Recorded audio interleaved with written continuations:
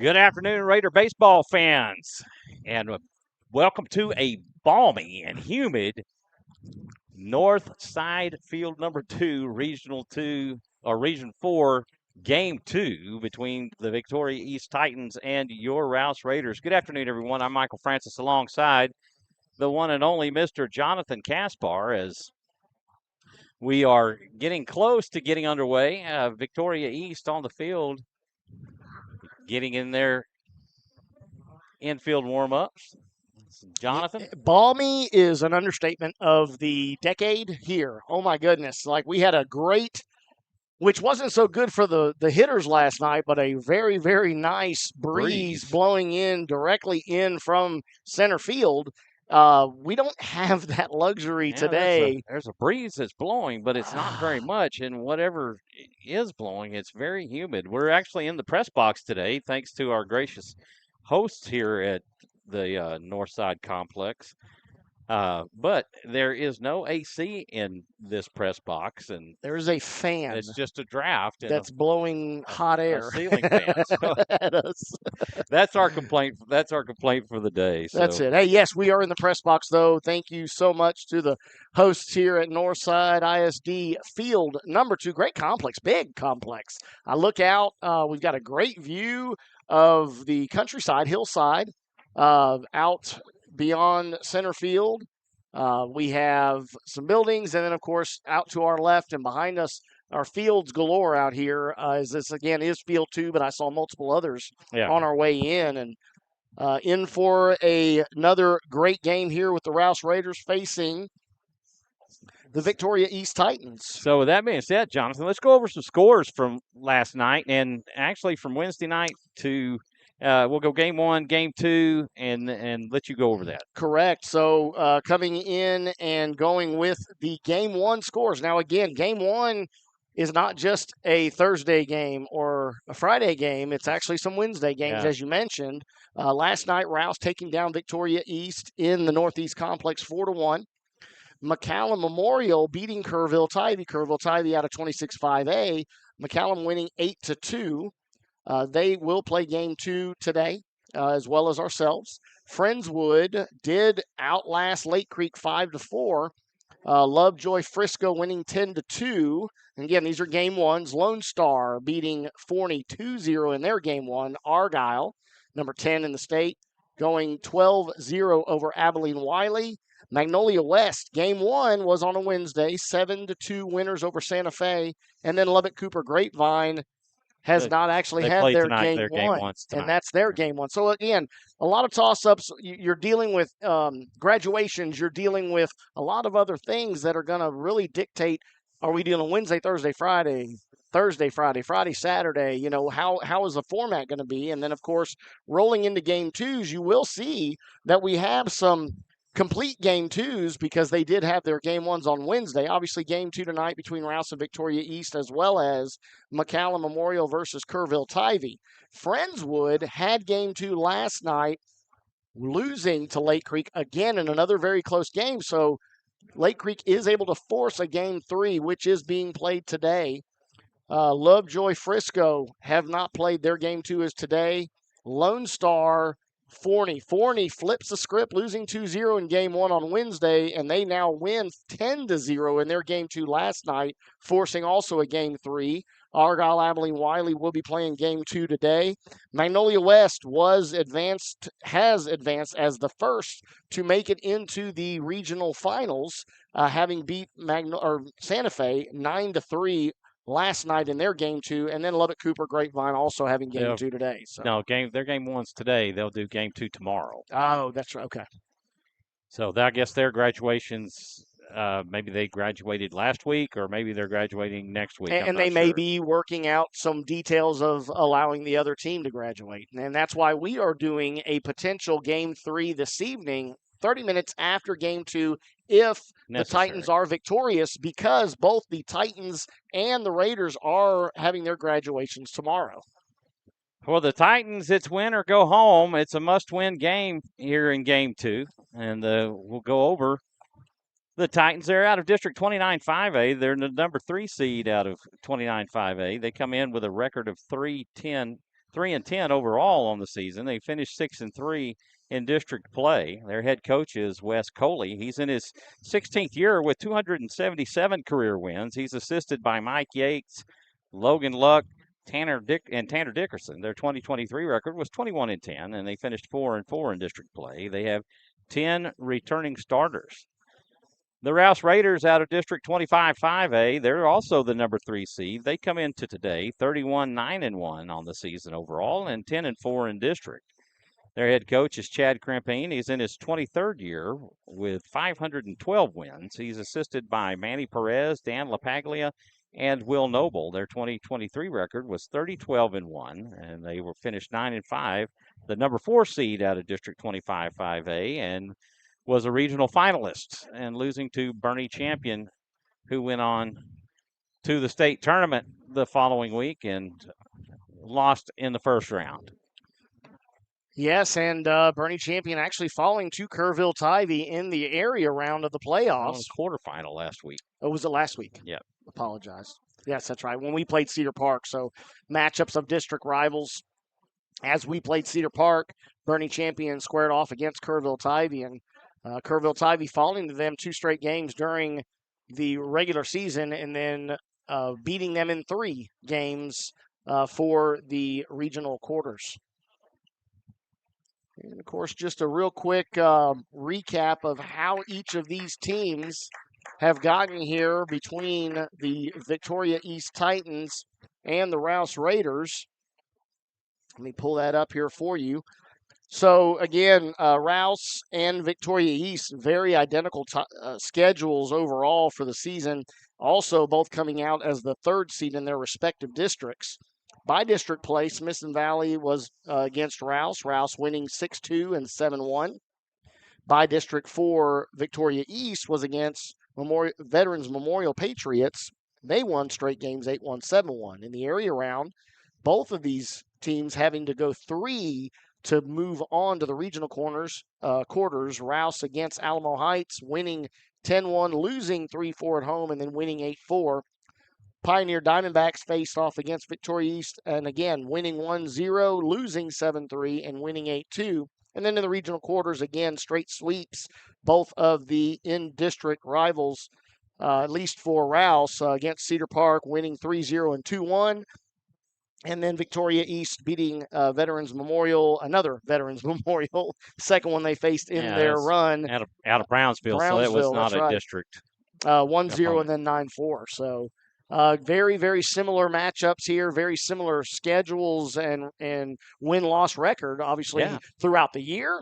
Their seedings in district, as well as having gone 3 games in the area round, but sweeping in the other rounds. So, well, the other thing that I believe we kind of have in common is their area code, I believe, is 212. And so that's on the back of their ball caps here. I looked at Coach Coley earlier and looking at their website, or not their website, but their Twitter page and all of that, they tout the 212. So I'm assuming that that's their area code. And, of course, Austin area being the 512. Not the 737, folks. It's still the 512. Yeah. That is true. So the umpires and the coaches are meeting at home plate, and they'll exchange lineups, and we'll get this thing underway here shortly. So, of course, coaches exchanging pleasantries before the game, sort of just talking over how their seasons have gone, and just listening to them, talk back and forth about some of the things that they had hoped for, and things that were working in their favor this year. So, not obviously trying to divulge too much information to each other, because they have a game against, prior to, they had a game in another, 30 to 45 minutes. They're going to be playing against each other again for game 2. So, right. So Coach Coley, when he came by to drop off the lineup in the press box, he was telling the fans, the East fans that were here in the stands, y'all get ready for a long afternoon. Positive attitude reflects potentially to a positive outcome, right? So you never want to come in down on yourself, and you obviously want to give your guys all the momentum they can possibly take, and that's how he's going to present it to his boys on that side of the field, and he's going to hope they follow suit. We're about to get ready to introduce the lineups here in San Antonio. And they're going to go through their PSA, public service announcement, and the rules here for the people in attendance this afternoon. Yeah, and as usual, we do have 4 officials here for this game, as they normally do in all playoffs. That gives you great coverage. You will have an actual umpire at each location, at each base location, giving them really good coverage of outfield, infield plays. So you always love to see that. The lineup for Victoria East will follow suit. Leading off for the Titans will be the center fielder, number 19, Ryan Steele. He will be followed by the catcher, number 18, Kason Coley. Batting third will be the shortstop, number 3, Hunter Barros. And batting fourth will be the right fielder, number 6, Xavier Ortega. Batting fifth will be the second baseman, number 5, Mason Sockwell. Batting sixth will be the starting pitcher this afternoon for the Titans, number 23, Joey Lee. Batting seventh will be the left fielder, number 4, Grayson Youngblood. Batting eighth will be the first baseman, number 15, Andrew Alvarado. Batting ninth will be the designated hitter, number 2, Joe Soto. He will be hitting for the starting third baseman, number 7, John Garcia.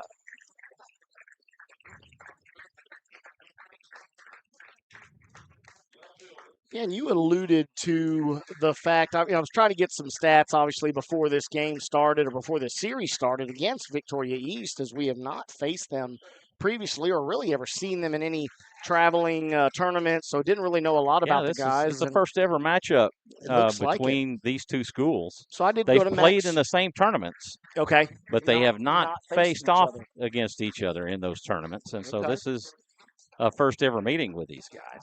Well, the Max Preps, as you mentioned, Max Preps, not necessarily the most accurate. And I'll tell you, what I'm seeing here is starting pitcher tonight for the Titans, Joey Lee, is a senior. He is in the stat line, but it was not their number 2 all year.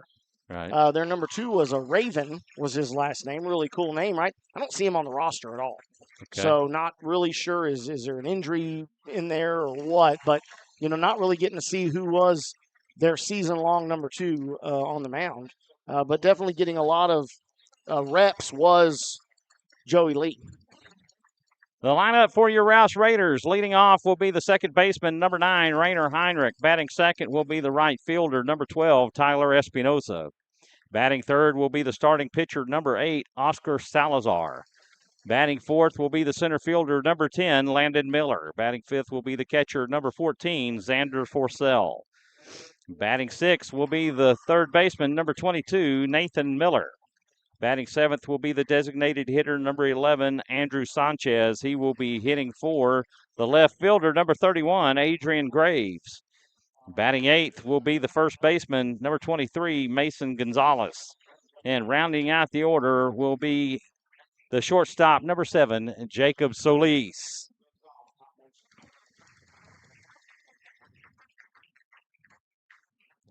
So folks in the stands have their umbrellas out. It's an overcast day here. The sun pokes out every so often, but no real direct sunlight. The wind blowing out of the southwest, and so it's really kind of balmy. So we're going to take a moment for the national anthem. We want to thank you for tuning in and watching high school playoff baseball here on SHN Sports. We'll be right back in just one moment.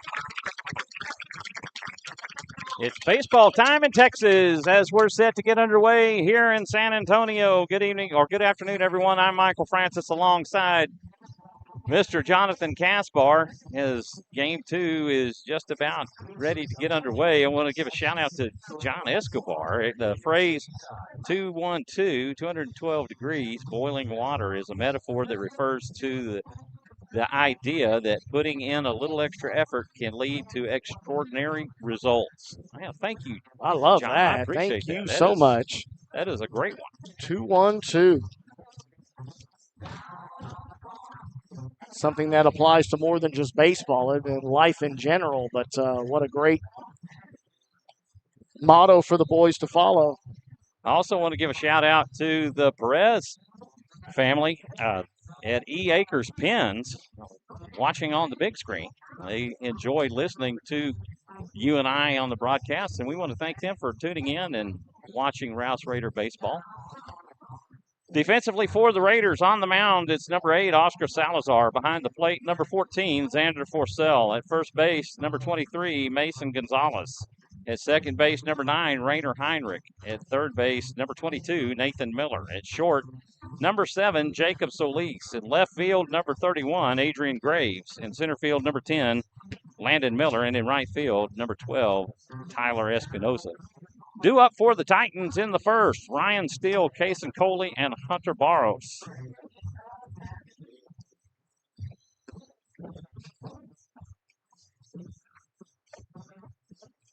Terry Ward watching from Oklahoma City, Oklahoma. Thanks for providing the live feed. Let's go Titans. You are very welcome. We are glad to be able to bring the broadcast. Yeah, something that we do have to reach out for each and every series just to see if NFHS will declare their rights and decide to.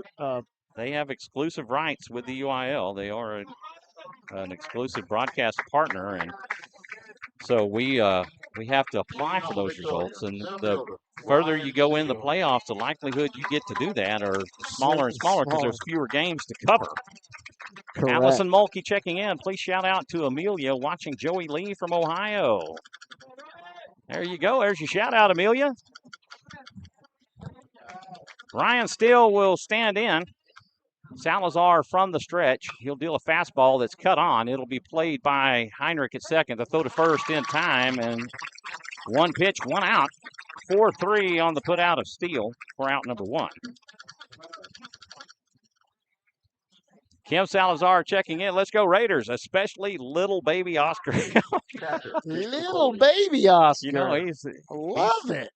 He's going to appreciate that. I don't know that he's so little or much of a baby these days. He's a big old dude. Oh, we got a timeout on the field. Wardrobe malfunction as Rainer Heinrich has busted out of his belt. His belt may have broken, and so he's got to take care of a wardrobe malfunction.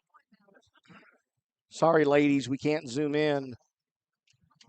Colby May checking in. Let's go Carter May. Rouse watching from Alaska. Heinrich's got him a new belt so his pants won't fall down. What was that? So, Kim, you'll have to remind us, what was that little nickname for Oscar? Something? Little baby. No. Right? The other one. Inchurito or something like that. Oh, that's right. Yeah, I can't remember exactly what it was. And I'm disappointed that I don't remember it. I am equally disappointed. Kason Coley will stand in. Forcell will give the sign. Salazar toes in. He comes set. The first pitch misses low for ball 1.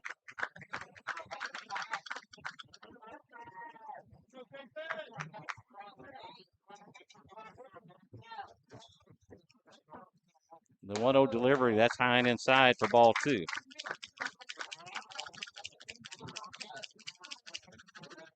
Coley, one of the more solid hitters for the Titans in game 1 last night. Yes, sure he was. I mean, everything he hit was hard. He 2-0, that's a fastball inside for ball 3. pulling the ball was the name of the game for him as he hit everything hard at Nathan Miller or in that vicinity, some of which Nathan really had zero opportunity to get to as hard as they were hit. 3-0 the count to Coley. The 3-0 pitch, that's low for ball 4, and Salazar will issue a walk. That'll bring up Hunter Barros. And I'd be remiss if I did not mention, we normally like to talk about the lineup here, but throughout this year, there's been not much of a distinct change ever for Coach Crimpine other than non-district play. Tonight is a whole different ball game. We do not see the norm of when Oscar Salazar comes to pitch. Nathan Miller goes from third to first, and Gavin Silva comes in. First pitch to Barros will get the outside corner for strike 1. And tonight, we are seeing a change as Gavin Silva is not in the game. Nathan Miller has maintained his starting spot at third, and we now have a new first baseman, a new look here, Mason Gonzalez, the younger brother to Blake Gonzalez, who graduated last year. This one is fouled away for strike 2, and Barros in an 0-2 count.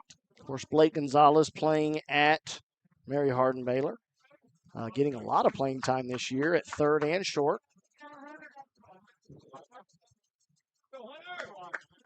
Mason is, of course, a lefty as well, so a little different look. Breaking ball, this is cut out and hit to center. Landon Miller in on it. He'll make the catch, and that will retire Barros for out number 2.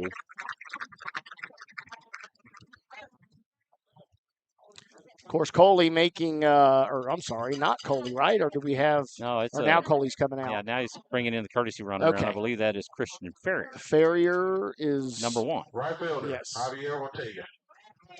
Yeah, Coley not coming out as you would traditionally see from your catcher, especially on such a toasty evening. Xavier Ortega will stand in, and he will take for ball 1 a breaking ball just up out of the zone. But Coley going halfway on that fly ball, and actually Landon Miller gave him a quick look on a possible throw to first to see if he could catch him. Fastball inside for ball 2. One thing I'm really noticing about this ballpark, beautiful complex, there is a massive amount of real estate between home plate and the backstop. Oh, there is. I mean, unbelievably. Breaking ball stays high for ball 3. And you would think to imagine that Coach Crimpine would have talked to Xander Forcell and his guys about making sure to get to these balls quick, because anything passes up your catcher. Fastball down the middle for strike 1. And you have a great opportunity as a base runner to get 2 bases out of a pass ball. The 3-1 pitch, that'll miss low for ball 4, and Salazar issues his second walk of the inning. Susie Meyer checking in. Go Raiders. Second baseman, Mason. That'll bring up Mason Sockwell.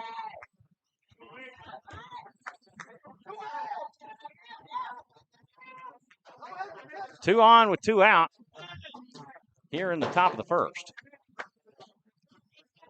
The first pitch from Salazar down the middle for a strike.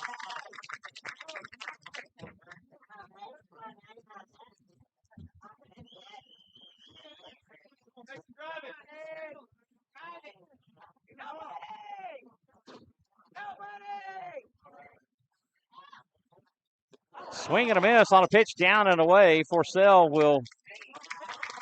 It'll get away from Forcell, but he'll get up. But the runners will advance on the pass ball.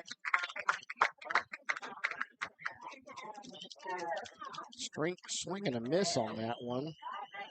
0-2. Yeah, I'm about to say I don't know where the ball came from, but that was they're showing a ball here in the on the scoreboard. The 0-2 pitch, that's high for ball 1. He actually has 2-2 the count. 2-2. Okay. Deuce is wild. I did have a ball listed earlier, but I wasn't sure. The 2-2 pitch, a swing and a miss. Actually got a piece of it and fouled it off. And he will get another opportunity.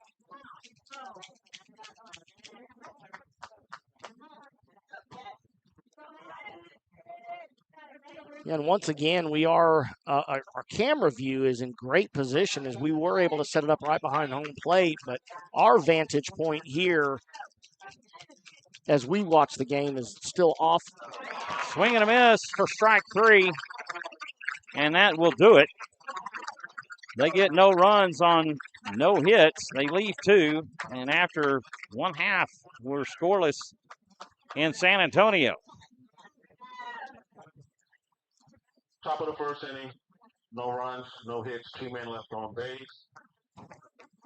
According to the contract that both schools have signed. Don't miss the final UIL State event of the year, the 2024 State Baseball Tournament taking place Wednesday, June 5th through Saturday, June 8th. These games will be played at the Dale Diamond in Round Rock, with Conference 4A games taking place at the historic Dish Falk Field at the University of Texas at Austin campus. For schedule, spectator, and ticket information, please visit uiltexas.org/baseball. Again, that's uiltexas.org/baseball. We also want to recognize our double and triple sponsors. Austin Summit Group, Terry McDaniel and Company Investment, and Team Guerrero, and B2Z Engineering and 4-Wheel Parts. We want to thank you all for your valuable and generous support of Rouse Raider Baseball. It makes these broadcasts possible. And looking forward to the potential upgrade that we may be in for next season, and won't go into too much detail as we don't have all the details as of yet, but something that we're moving towards trying to add, if at all possible, to our viewers' experience. It's no secret. We're trying to add, when we've talked about it for a few years, and Susie Meyer has been a big part of this, is adding additional camera angles, which would definitely augment our broadcast and make it more enjoyable. And I don't know, maybe in the future we might also be able to run replay. That would be awesome. But that makes more work for Jonathan. Hey, it's all good. I'm obviously not lacking on my duties over here. No comments from the Peanut Gallery, please. Defensively for the Titans, on the mound, number 23, Joey Lee. Behind the plate, number 18, Kason Coley. At first base, number 15, Andrew Alvarado. At second base, number 5, Mason Sockwell. At third base, number 7, John Garcia. At short, number 3, Hunter Barrows. In left, number 4, Grayson Youngblood. In center, number 19, Ryan Steele. And in right, number 6, Xavier Ortega. Due up for the Raiders in their half of the first, Rainer Heinrich, Tyler Espinoza, and Oscar Salazar. Leading off, number 9. No, the double take, I guess the J for John moved into the 7, made it look like a 2. Yeah. I looked at it and I was like, oh, what happened? Okay, yeah, my J caught the bottom of the 7. It's like we have number 2s. Joey Lee, a left-handed hurler for the Titans. Well, he'll deal. That's high for ball 1. And, of course, with the addition of Mason Gonzalez making his way in the lineup here for the Raiders, he is going to fall into that location in the batting lineup that we would normally see a Gavin Silva. That pitch misses outside for ball 2. Nana checking in. Let's go Raiders. So excited to watch another Gonzo on the field. Yes, My neighbor, Timothy Nickel. Let's go Rouse. Michael, you rock. Well, thank you for your kind words, Tim. I appreciate it. We had a good conversation this morning before we left. That pitch misses low for ball 3. Okay, I've got a request maybe here. We'll see if I can work The that. 3-0 pitch, that's outside for ball 4, and Heinrich will draw a leadoff walk. Okay, and that was one thing that plagued both sides last night was those free base runners for both Raiders having scored runs as well as the Titans scoring run, their one lone run came off of 3 walks in 1 inning. Tyler Espinoza makes his way to the plate. The first pitch in to Espinoza is in for a strike.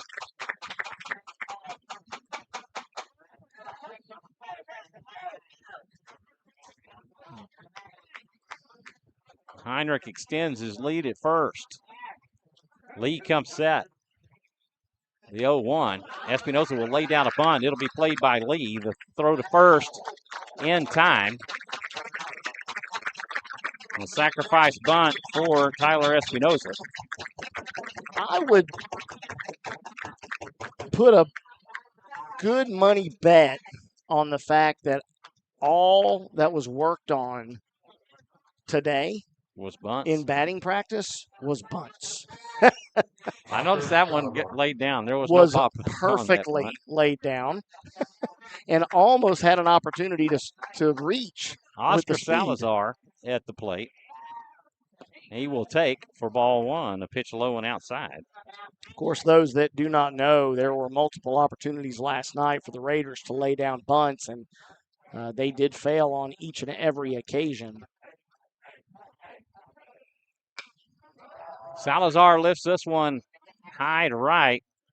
Ortega in on it. He'll make the catch, and that will retire Salazar for out number 2. That'll bring up Landon Miller. I was going to say, not having that breeze blowing in will definitely help, but at the same time, that air is so thick that the ball's really not traveling either. So you're getting not getting the wind, but you still have extremely thick, dense air, and again, that will affect how much that ball can travel, even on a really well hit fly ball. First pitch to Miller. That's cut on and hit back to Lee. He'll play it, lob it to first, and that will be it. 1-3 on the put out of Miller. Raiders get no runs on no hits. They leave 1, and after 1 complete, we're scoreless in San Antonio. Bottom of the first inning, no runs, no hits, 1 man left on base. Due up for the Titans in the second. Lee, Youngblood, and Alvarado. Of course, I heard the PA announcer here in-house there after the top of the first. It said, hey, everybody in the stands, due to a agreement that was signed by both teams, there will be no use of noisemakers in this game. Okay. So, and I heard a bunch of awls from the stands, but you're still using your feet. You're still hearing the clanking and the banging and the moving, with the feet on the metal stand. So, right. I brought my noisemaker, right? My feet. I didn't have to buy anything special. So there's always different ways to celebrate good moments from your team as a fan. So Oscar Salazar out to pitch the second. The one that I really think of is in 21 when the Raiders were playing in the semifinal game at the state tournament against Hallsville, and they had these 5-gallon buckets filled with gravel. Yes. Oh my gosh, that was unbelievable. They just beat those things the whole game, nonstop. It was very annoying. It really was. I do remember that.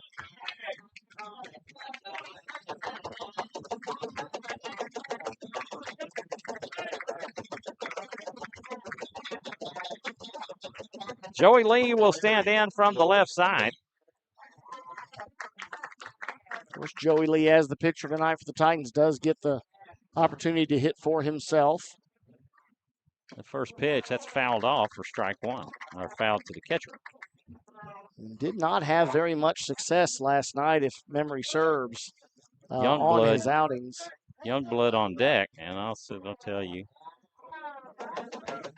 He went 1 for 3. Okay. With a single last night. Hey. The 0-1 pitch, that's inside for ball 1. Again, as the old saying goes, I mean, it's the only sport in which failing 2/3 of the time and only succeeding 1/3 actually puts you in the Hall of Fame. That is hit over to second. Heinrich has it. The throw to first in time, and that will retire Lee for out number one. Or should I say could put you in the Hall of Fame. 4-3 on the putout. That'll bring up Grayson Youngblood. Youngblood, the left fielder for the Titans. Left fielder, Grayson Youngblood. We're having an immediate, I don't know, I saw a gentleman speaking to the officers that are here giving security. This is hit out to right. This will be a base hit for Grayson Youngblood. And just not too sure what was going on, but the officer did make his way up here into the stands and was having a discussion with some of the folks, and Andrew I Alvarado. think it's all for naught, though. No issues here. So That'll bring up Andrew Alvarado. Alvarado playing first today. He was playing third base yesterday.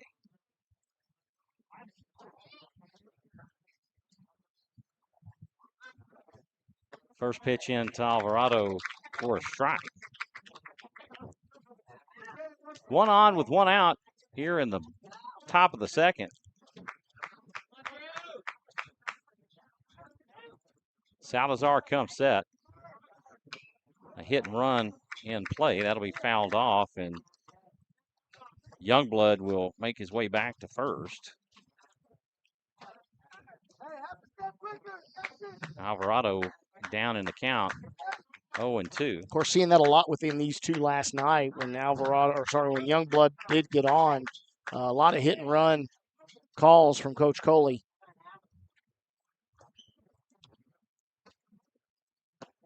Fastball down the middle, catches him looking for strike three. And that'll bring up Joe Soto. Tim letting us know, I'm glad you guys are behind home plate. Designated hitter. Yeah, at least we were able to put the camera right behind Yeah, home camera's plate. there. I was starting to talk about it a minute ago. They actually have a broadcast booth, so the broadcast booth is on the visitor side, so we have a lot of Titan fans just directly beneath us. First pitch to Soto. Oh, ball bounced out of his glove, but the throw did beat him there. Sorry, Michael, I jumped in on that one. The throw from Xander Forcell to Rainer Heinrich was well in time, but it just bounced out of the glove of Rainer Heinrich, and that'll get a stolen base for Grayson Youngblood. Rainer sitting in a perfect spot right in front of the bag, and the throw was right on the money. Played the little one hop, and the pitch was called a strike. Yeah, Rainer went to snap down, and ball snuck out of his glove. Pitch down and away for ball one, and that'll even it up at one. Ryan Steele on deck.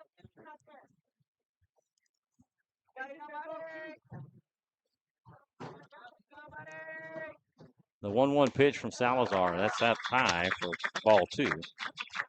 A lot of fans using the drink carriers. Yeah, I saw that. It's like, man, that's the thing is buy a bunch of drink carriers and you can use it as the fan.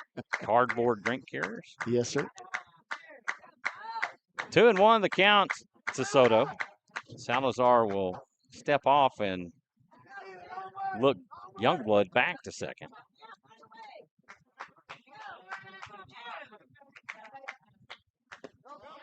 That pitch in for a strike, and that will even it up. Marcela Sanchez, you got this, Titans. Let's go, Andrew. 2-2 the count to Soto. Deuce is wild for him. 2 balls, 2 strikes with 2 outs. Wow, that was a nice looking pitch. It misses for ball 3. I think that was a makeup call for the pitch before because that was a bit low. The one, it was over the plate, but was very low in the zone, called a strike, and possibly getting a little makeup call there. Salazar comes set. The payoff pitch. A fastball catches him looking for strike 3. And that will end the Titan second. They get no runs on 1 hit. They leave 1. And after 1.5, we're still scoreless here in San Antonio. no runs, 1 hit, 1 man left on base. I'm going to take this opportunity to recognize our home run sponsors. Tumble 22 in Cedar Park, Mode Design Company, Oots Environmental, Toyota of Cedar Park, and Mack Hike Ford. I recognize also our Grand Slam sponsors. Pulley offers Texas construction teams a new take on building permitting. As your expediter, Ashley Knight ensures accurate permit requirements, fewer rounds of comments, and full visibility at every step, so you can break ground sooner. Faster permits in Texas starting today. Energy for Purpose. We perform energy audits for a purpose, stewarding energy use to impact the most vulnerable. Thank you, both our home run sponsors and our Grand Slam sponsors, for your valuable and generous support of Rouse Raider baseball. We couldn't do it without all of you fine folks. Yeah, greatly appreciated. Thank you so much. And it's one thing that I do see a Kerrville Tivy scout here in the light blue on the lower bleacher right there. Yes, sir. Yep. I saw that T on the cap with the antlers, and I'm very familiar with it. With Kerrville Tivy. Due up for the Raiders, Xander Forcell, Nathan Miller, and Andrew Sanchez.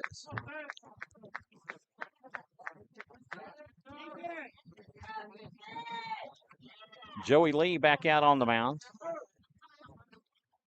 to pitch the second. He had an effective first inning.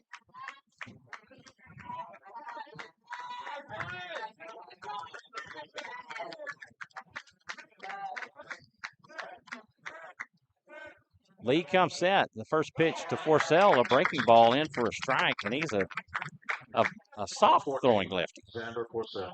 I haven't seen any real heat so far. Well, and back-to-back lefties, right? We see Goldman last night. This will be hit back up the middle. This will be a base hit for Forcell.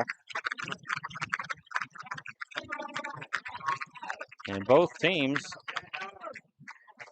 are on the board with a hit. And right away, we do see the courtesy running specialist, Dawson Snow, number 4, coming in to relieve Xander Forcell on the base path. Did you say relieve for relieve him on the base path for a courtesy panel? Just the base path. Just the base path. He's relieving him. Not on the game. Yeah, right. It's funny. You talked about soft throwing and Xander. I just looked down, and he's actually showing both Nathan Miller and Andrew Sanchez, who are the next two batters, that throw down to second. Oh, he's in time. He's in time. And Coley will get the pickoff. Just like that, the leadoff is done down with Dawson Snow, and I just don't know that he had a great jump on that, because the throw from Coley was on the wrong side of the bag, spinning around to make the tag and still in time to get the out. A swing and a miss. And that'll even the count at 1. But again, Xander was indicating to the Raider hitters that, hey, man, he just sort of pushes the ball out there. He's not really throwing it hard, much to what you were saying, is there's not a lot of pep behind that ball, that delivery from Lee. The 1-2 pitch. This is fouled back and out of play. Hey! Catch from one of the fans here in the stands on that foul ball. Saving his 4 kids that seem to be right there playing patty cake. I think they were oblivious that they almost were hit. 1-2 pitch. Swing and a miss for strike 3. And that'll do it for Nathan Miller. Yeah, and of course, the discussion is immediate to these guys. You've got to wait on these pitches. You know, wait on it to get to you. Don't pull the trigger too quick, or you're going to be way ahead of these off-speed deliveries from Lee. Andrew Sanchez makes his way to the plate. And he will take for strike 1. Art Cantu checking in. Let's go Titans. Keep fighting. Go Steele and Coley. Mason Gonzalez on deck. That pitch misses low for ball 1. And the count will even at 1.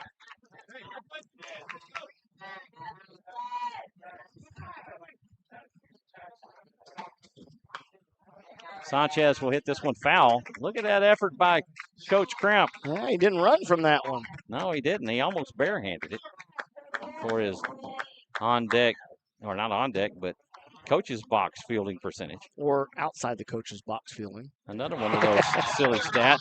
Strike 3, and that will do it for the Raiders. In a roundabout way, they go in order. They get one hit, no runs on one hit, and they leave them empty. On to the third we go. We're scoreless here in San Antonio. We'll take a moment to hit one of our first UIL spots here in between innings, and we will be right back with you after this message. What rhymes with great? Participate. Where does greatness start? Here, in the classroom. On the stage. In the pool. On the field. Where will your greatness take you? To better grades. To more friends. Yeah! Be great. Participate!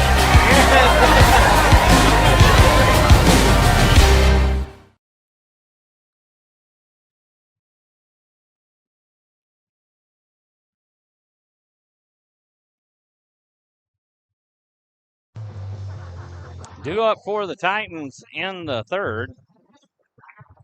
Back to the top of the order, Steele, Coley, and Barros. Oscar Salazar back out to pitch the third. Name of the game tonight, hydration. Hydration, hydration, hydration. Because standing on that field earlier when I was going down to visit with the team and coach and get the lineups, it was hot.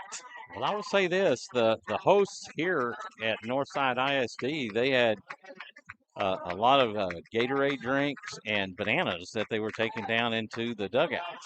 Number 19, center fielder, Ryan Steele. A lot of potassium and Get the pickles, the pickle juice, and right? hydration going. Steele will come to the plate. He's 0 for 1. He grounded to second his first time up. Salazar will deal low for ball one.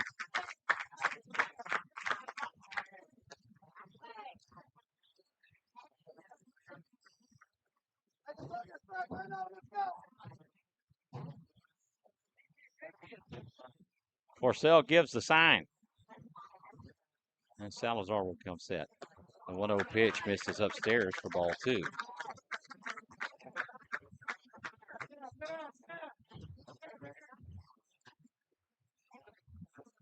Case and Coley on deck. The 2-0 pitch. That's down and away for ball three.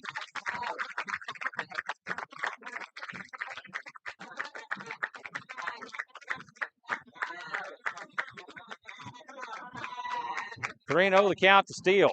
A 3-0 pitch. Fastball misses high for ball four. That's the third walk issued by Salazar on the afternoon. And we'll bring up Case and Coley. Coley 0 for 0 with a walk.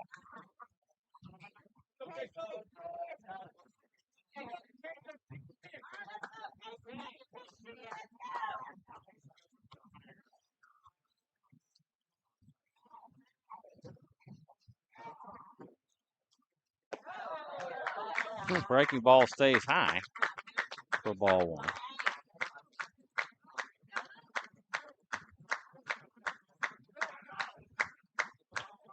One 1-0 the count to Coley. Oh, pitch. He gets the outside corner for strike one.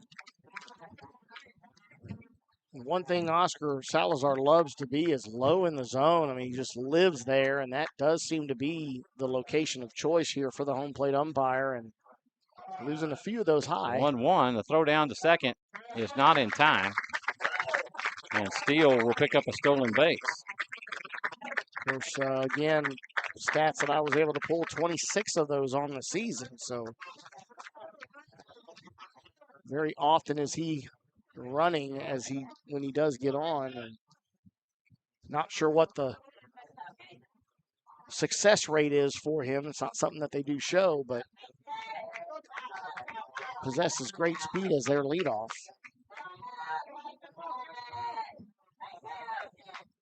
Wish that was a strike call against Coley. That is hit foul down the left field line. Coley 1-2 in the count. Carter May quick to hop that fence and go run down and get that foul ball. That's great for his dugout fielding percentage. Dugout fielding percentage at 1,000. Yeah. The 1-2. That bounces up and away from Porcel, and Steele will advance on the wild pitch.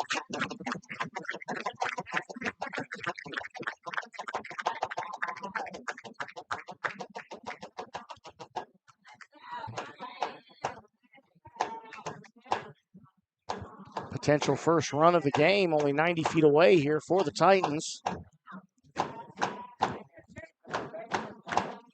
With no outs here in the top of the third. The 2-2 pitch, swing and a miss for strike 3. And that will do it for Coley. Out number 1. That will bring up Hunter Barros.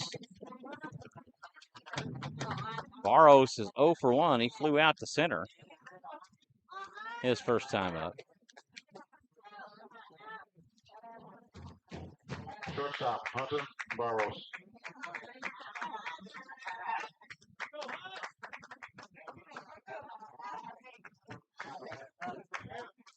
Salazar comes set.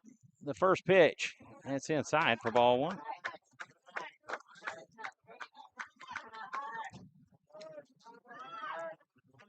Of course, the entire infield, if you will see, is crept in on the grass line, or in this case, the green to brown turf line. And pitch misses for ball 2.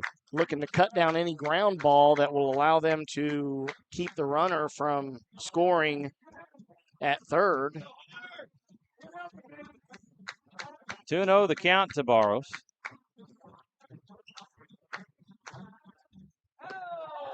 And pitch misses low for ball 3.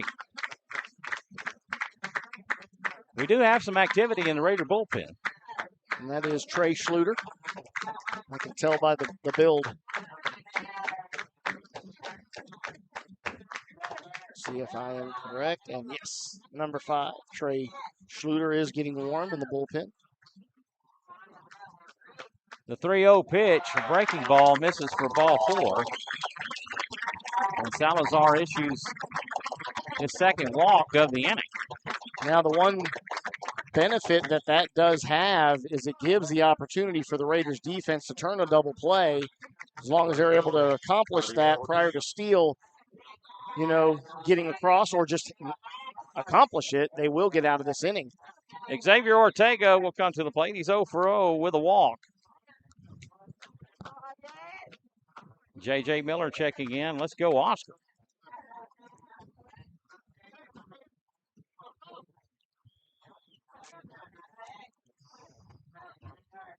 Salazar comes set. The first pitch to Ortega. It's a little chopper hit to the pitcher. And that I could have swore that was fouled off of the batter, but nothing was called. And we go 1-3 on the putout of Ortega, but it was hit to the third base side, and so that held Steele to third base. Yeah, and of course, Oscar, knowing he had plenty of time to make the throw, was able to hit Steele back just to keep him honest, to make sure he didn't try to run down the line after the throw. That'll bring up Mason Sockwell. Sockwell struck out his first time up. He hits this one out to right. Yes. And Tyler Espinoza makes the catch, and that will do it for the Titan third. They get no runs on no hits. They leave 2. And after 2.5, we're still scoreless.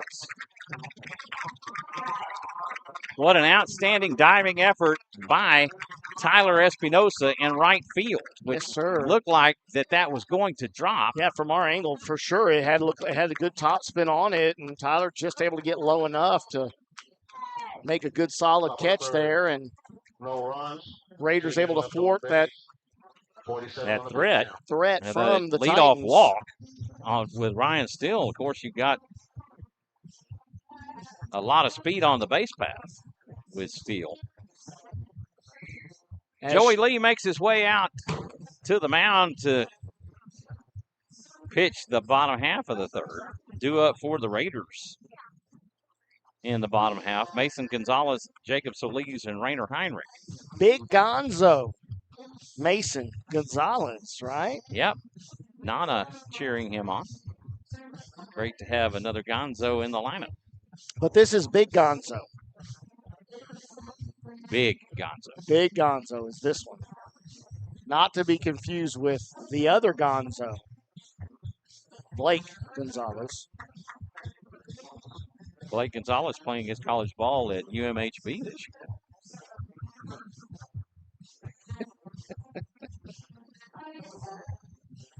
So getting to see not only his first action on varsity for the season, Mason Gonzalez now gets to see his first at bat. And again, giving the opportunity for a lefty in the lineup, and something Coach Crimpine has dearly missed. I think we saw him in the Smithson Valley series. He ran. He ran? I thought we saw him at the plate once. I'll have to go back and look. Maybe. I mean, yes, you could definitely reference that and see, and I'll talk it up here while you reference back the book. But something that Coach has really missed, having 3 lefties last season with Caden Kaspar, Colin Correjo, and Nolan Harris. That's a ball low and outside, just missing the plate. Of course, we have a lefty-on-lefty matchup here. Ball 1 to Mason Gonzalez. Wow, and then he comes back in with just sort of a knuckleball lob pitch that drops in and catches just the inside corner for strike 1 to even the count. Breaking ball in for strike 2. And that's one of those big hooks that he's got right there. You know, it definitely coming in way at like outside. 65, 70 miles an hour. I mean, there's not much to it.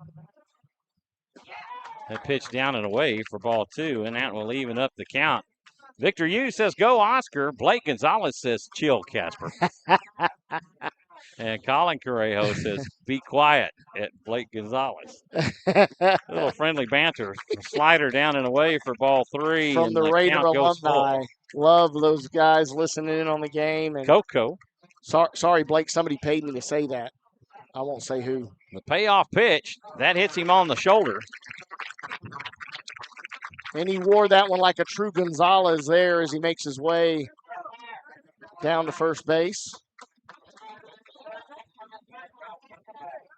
to represent the second leadoff. Here comes base runner that we've had for the number Raiders. 7, a familiar number 7. It's been worn by Seth Francis and Caden Kaspar. So both of our sons have represented by their number fathers. 7. Yes, sir. Love it. Love it. And Momo is in the house. Oh, that hits him. Got him too. Got him on the helmet. It looked like just above the bill. Right. Was it above the bill? I couldn't tell whether that was it his little face guard. Back-to-back hit by pitches by Joey Lee. What I was going to say is one thing that I remember, and again, not playing baseball, guys. I played softball, right? And outfield, that not tells a problem, you all but you need to know about Jonathan Kaspar. He's going to bring hot, softball humid, into a baseball reference. hot and humid, trying to handle the ball. Always seemed to be very difficult, really sticky to the hand. And, I don't know if that's playing in here as he goes straight to the bag. I can tell you, my hands are sticky.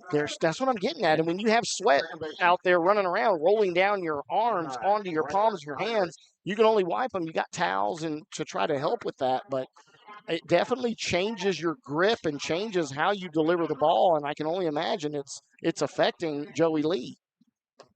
That pitch sails high for ball one, and that one slipped out of his hand. Heinrich is 0 for 0 with a walk. He drew a leadoff walk back in the first. Yeah, and again, immediately going right back to that rosin bag, trying to help himself with the grip. He shows bunt, lays off for ball two.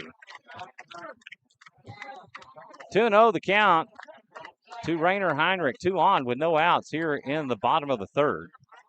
Tyler Espinosa on deck. Of course, last night we did not see an entire moment where anybody was up in the bullpen for the Titans. That pitch outside for ball three.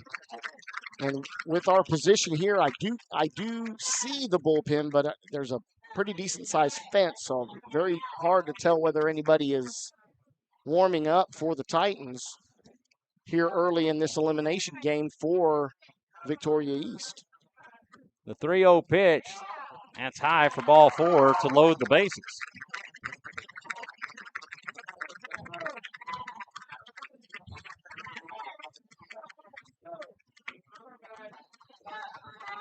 Right fielder, number 12. Thing about the loaded bases, it puts an out at any plate or any base. Correct, and of course, infield will look to, if they have any opportunity, they're going to want to get the play at home. That will be their first look. They're going to bring in Ryland Payne.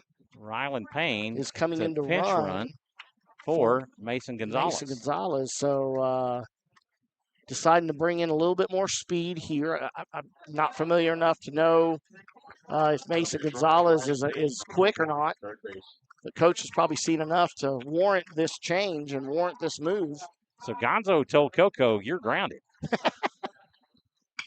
Yes, sir. Espinosa hits this one out to center. It'll drop in for a base hit. That'll score one run.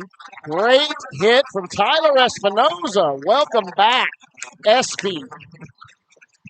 He has just almost been to the point of down on himself this year, or the last several, basically in the playoffs. He's been hitting a lot of solid hits, but right at guys, and you can only tell him so much,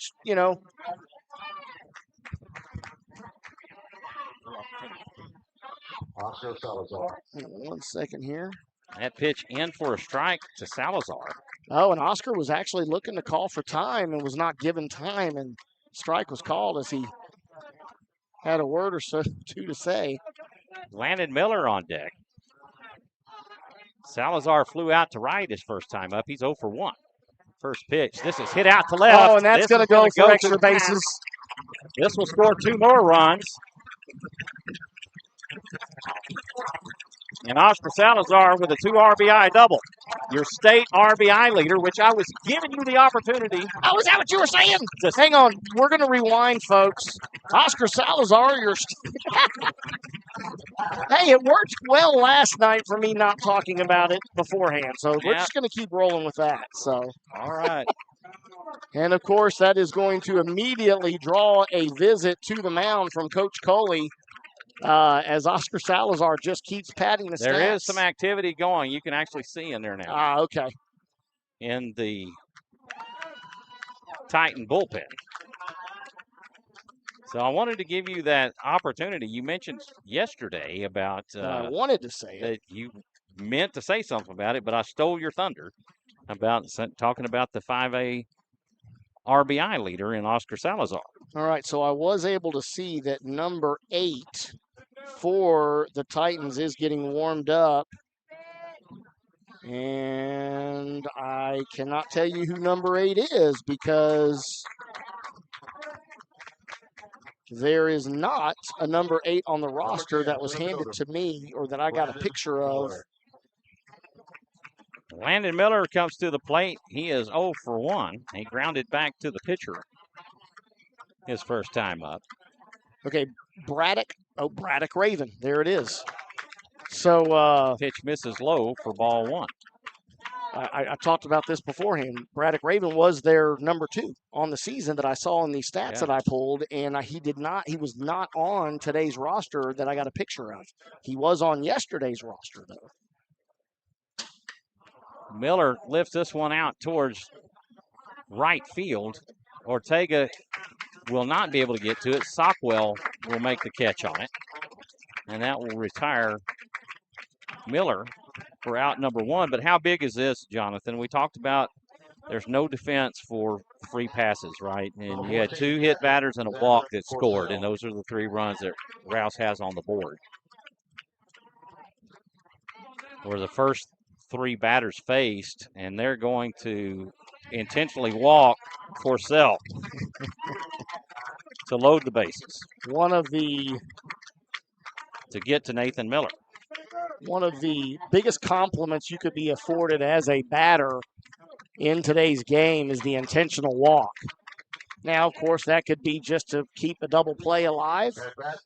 But in this case, knowing that he has already gotten a hit earlier and has been on a tear throughout these playoffs, I would definitely. That'll bring up Nathan Miller. And, of course, you go to get to Nathan Miller because he struck out his first time up on pitches that were well outside. Yes. Bases loaded for Miller. Lee will come set. That will bounce in the dirt or in the turf for ball 1. Good catch.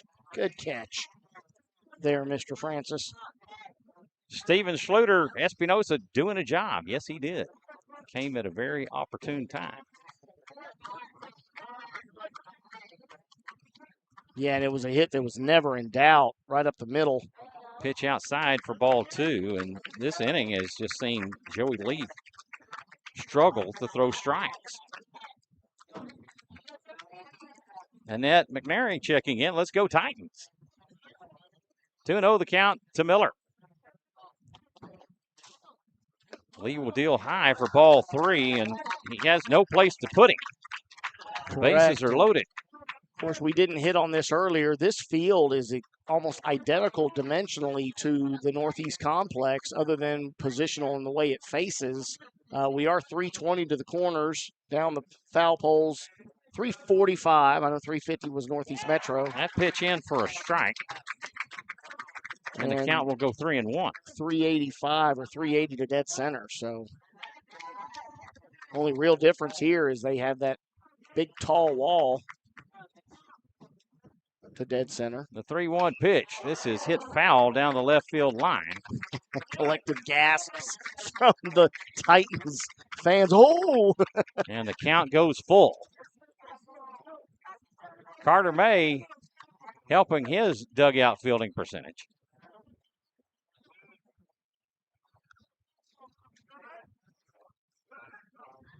The payoff pitch. That's outside for ball 4, and that'll walk in a run.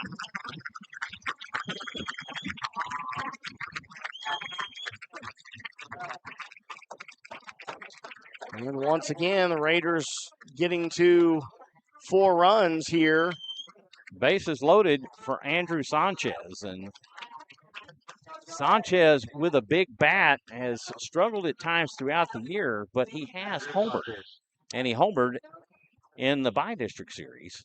Yeah, homered as well as had a couple of key hits that were little one-hoppers off the fence, That notably pitch Cedar Park. For ball 1, as the Raiders have batted around with Sanchez representing the 9th base. That'll go into the outfield, and that will score a run on the bad throw to second by Joey Lee. Great heads up there from I'm sorry, not Tyler Espinosa. That was Gavin Silva that was in running for Oscar Salazar. Yes, and Dawson Snow, of course, is in for Coach Coley will call time. He makes his way Xander out to the mound, and that may be it for Joey Lee. The Raiders have now extended their lead 5-0, and that will be it for Joey Lee. He goes 2 innings. He does not, he goes a 2 and a third inning. He does record 1 out, the fly ball by Landon Miller. And we'll go ahead and just give a quick little recap while we have a moment here. Braddock Raven now will be your pitcher for number 8, Braddock Raven. For the Victoria East Titans. And again, a quick recap here for the starting pitcher, Joey Lee.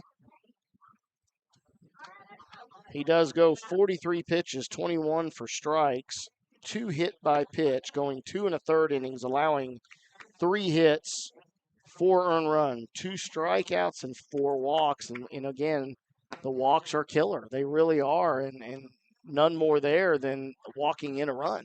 Right. With a patient batter, and these guys are going to see that, right? Hey, he's been throwing a bunch of balls. We're going to see some pitches, right? Force him into striking us out. Well, I mean, this is how bad this stat line looks, and I don't mean any negative light to Joey Lee. Is the Raiders have scored 5 runs on 1 hit. That's correct, and that was from Tyler Espinosa.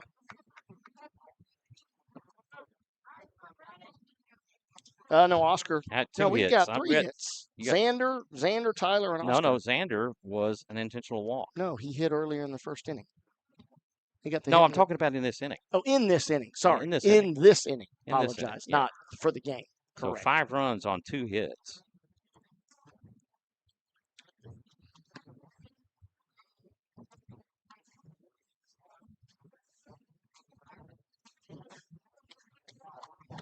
Gus Garza asking, can't the camera get any closer to the field to see better?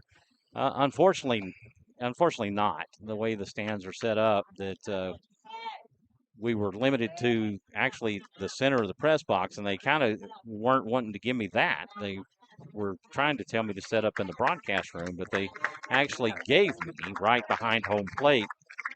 The unfortunate side with these cameras, too, is with these screens, if the closer you get to them, the more they affect the camera focus going in and out. So that's another thing that we have to deal with that. And working to amend, yeah. With upgraded equipment and something that we're hopeful to see for next season. And yeah, and hopefully we'll have some wireless technology where we'll be able to set cameras up down the lines where there will be no net in the way.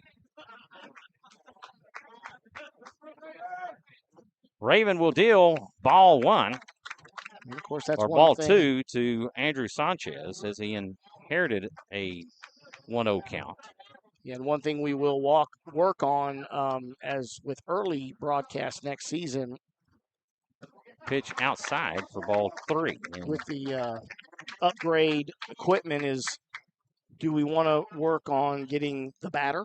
A view of the batter, a view There's of different the things that coach wants to see, right? And so we'll talk about options that we have at home versus what we'll have on the road. 3-0 the count to Sanchez. Raven deals down the middle for strike 1. And I know one view I'd love to be able to see, and of course it is really going to be based off of quality of the connection, right, as well as quality of the cameras. One in dead center field that's being able to view the pitcher as he makes the delivery home. Sanchez will hit this one to third, and this is going to be a step on the bag, and there was no opportunity for him to make a double play at second, as Dawson Snow had a great jump. So that will be a 5U on the putout of Dawson Snow at third base. 2 away. And we now have a on the fielder's choice. Mason Gonzalez comes up as being the leadoff to this inning. He is now coming up for his second time as we have now batted around. Gonzalez will take for ball 1. Gonzalez hit by a pitch on a full count on his first time up. Raven will step off and he'll look Miller back to second. Tell you what, Mason's stance really reminds me of somebody, but he was on the other side of the plate. Raven comes set. The 1-0 pitch. This is chopped down the first baseline in foul territory. Alvarado fields it. And you did see that Lee came in at first. Oh, Lee is back in. No, I did not catch that. Joey Lee is in at first. So is that Alvarado moved over to third? Number 15. Yes, sorry, sir. I did not catch that. 15 is Alvarado, who has moved to third. And John Garcia out. That pitch misses low and inside for ball 2. 2-1.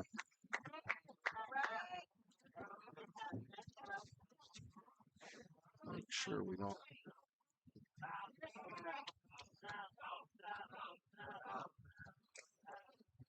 Raven deals the 2-1. That pitch gets the outside corner for strike 2, and that will even things up at 2.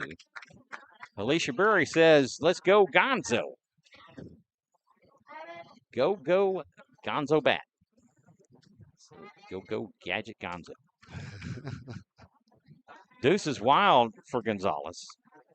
Of course, calls time here. The back out and reset is Raven taking a little longer.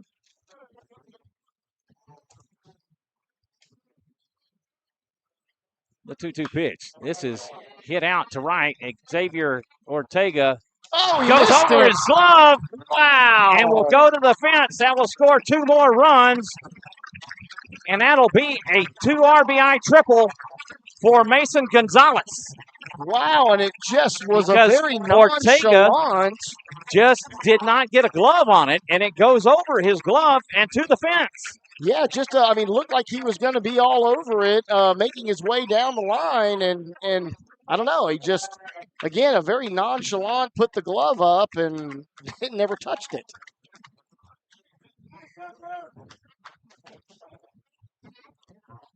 A 2 RBI triple for Mason Gonzalez. So I was sitting there talking early with my neighbor Tim, Jonathan, and talking about, we called that an in-park home run by Landon Miller last night, which officially in the books, that is not how it'd be hit. This is line to short, and it is fielded by Barros to end the inning. But the Raiders get 7 runs on 3 hits. I would say a triple with and a they single lead base hit, 1. right? So no, Because it was on the it was transfer scored. on the throw in. No, it was not. It was off of his glove, right? So it was, and went to the fence, and it carried him down the side. So he would have, or didn't hit this glove. Yes, it did. It deflected off his glove, right? Off the end of the glove into So the corner. it was a single, and he scored on the error. Bottom of the third. Right, and again, that's where I would say the error was the dropped ball during transfer on the throw in. Yeah. Because the first baseman had actually dropped it on the relay throw. Yeah. Which enabled him to just keep going, although Coach had never put the brake sign on, period. Like, he literally was about to throw his arm out of socket, waving Landon Miller on the entire time.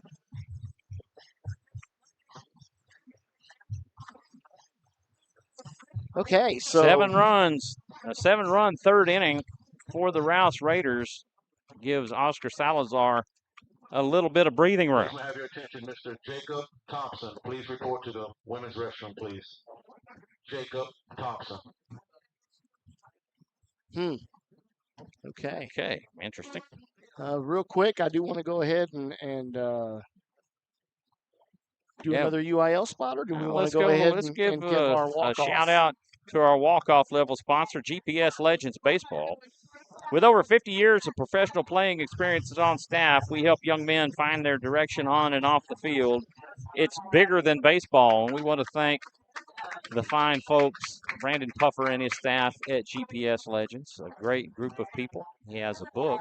Eiley just getting that book, From the Bullpen to the State Pen, a book of playing in the major leagues. That first pitch to Joey Lee misses for ball 1. Yeah, and that little pause there from us, that was Coach Thompson that was being called down behind us. So hopefully everything's okay. 2-0 the count to Lee. 2-0 pitch. That's in for a strike. 2-1. Lisa saying, Gonzo. Bro, Blake Gonzalez says, go get Gonzo and inhaler after that. Attaboy, Josh. This will be hit over to second. Rainer Heinrich has it. The throw to first in time. And that will retire Joey Lee for out number 1. 4-3 on the put out of Lee. That'll bring up Grayson Youngblood. He is 1 for 1. He singled. And of course, off of that 7-run inning, that gives Oscar Salazar a little bit of breathing room with that lead. And now he can really settle himself in and just let loose and let it fly. And of course, you're going to see possibly Titans get a little pressed, as they may start swinging at things that they traditionally wouldn't, knowing that they are now chasing a 7-run deficit. Tim letting us know that Brooks, this is hit over to third. It'll be played by Miller. Throw to first in time. And what a throw by Nathan Miller. And what a great dig dig by Oscar from Mason Gonzalez. Yeah, Mason. Yeah, right. Yeah. Used to Oscar being there. Yeah, used to Oscar. It looked just like Oscar, except he's a lefty. Number 15. Tim Andrew Alvarado. letting us know that that his daughter Brooke says, "Go Raiders." They're listening in. Thank you, Brooke. This is hit out to right. Tyler Espinoza with an over the shoulder catch will retire Alvarado for out number 3 as they go in order in the 4th. No runs on no hits. And on to the bottom we go. A quick turnaround. Human highlight reel out there. Tyler Espinoza just making that look routine as the ball turned him around, and it looked like he was going to possibly not be able to get back to it, and he just threw the glove up and caught it over his left shoulder. So Kevin Rodriguez had a boy, Josh, and Dawson Horsack. Can you give a shout out to Josh Shannon, a proud alumni of the East Titans? We absolutely sure can. A big shout out to Josh Shannon, a proud alumnus of Victoria East High School. Thank you all for tuning in and watching high school playoff baseball here on SHN Sports. Braddock Raven back out to pitch the 4th. Due up for the Raiders in the 4th. Rainer Heinrich, Tyler Espinoza, and Oscar Salazar back to the top of the order. And we're going to go ahead and step away here for this next clip here for UIL right before we get underway here in the bottom of the 4th. The innocence of youth. Is there anything any better? But soon they'll be in high school and facing all the same challenges you faced. How to make friends, how to fit in, how to be cool. We want our children to have everything they'll need to live fulfilling and productive lives. Make sure the kids in your family are among the more than 12 million participants in America who take part in high school sports or activities. My beautiful bride checking in. Greatest broadcast team ever. She might be a little bit biased, and way to go Raiders. Aww. Glory Cantu. Mia and Nathan say go Raiders from Laredo, Texas. Rainer Heinrich has 2 walks to his credit. He will take for ball 1. He is 0 for 0 with 2 walks. And 1,000 OBP. That pitch misses outside for ball 2. And to be honest with you, that actually looked like a pretty good pitch. Tyler Espinoza on deck. Heinrich will foul this one back out of play. Gosh, that looked like it was right out to left field initially, and I lost sight of it. It's stuck right there in the net. Now, I don't think it was. No, there was 2 balls up there earlier. Oh, yeah, there's still 2 balls. Yeah, there was 2. 2-1 the count to Rainer Heinrich.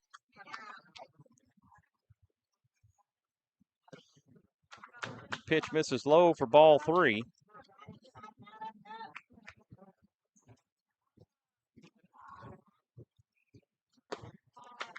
That'll miss for ball 4. And Heinrich draws the hat trick on walks. He is 1,000 for his on-base percentage in this contest. And all 3 by walks. Number 12, Tyler Espinoza. That'll bring up Tyler Espinoza with an RBI single to his credit. He is 1 for 1. He has a sacrifice bunt and a single. Coach Thompson has made his way back to the stands, so A check swing and a strike for strike one. Steve Kidhill checking in. Let's go Raiders. Steve, if you're in air conditioning, you're doing a lot better than us, my friend. put some of that cool air through the phone if you could, man. It seems like it's cooling down a little bit. Maybe it's a better cross breeze going through here. Heinrich dancing around at first. That'll pull Raven off the mound and give him a little bit of attention. Says, no, don't try to run on me. The throw over to first is not in time. As Lee actually dropped the ball. 0-1 the count to Espinosa.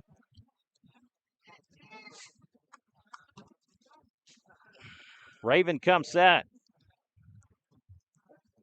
The 0-1 pitch. Oh, Wow. A little changeup in for strike one, or strike two. Whoa. Little off-speed action. Very, very good pitch. Steve letting us know he's in AC for now. Great seeing Andrew and Steve last night. Again, the throw over to first will not be in time. Louis Bonilla checking in. Let's go Raiders, 2023 grad. Louis played center field for the Raiders back in 2013. The 0-2. And he's swinging and a miss for strike three for out number one. And if I recall, he also did a Verizon commercial back in the day. Louis, you can remind me if that is correct or not.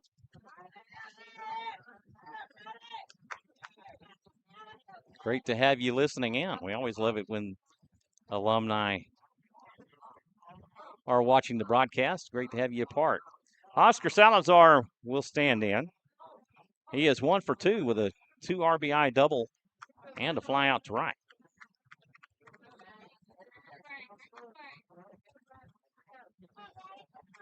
Landon Miller on deck.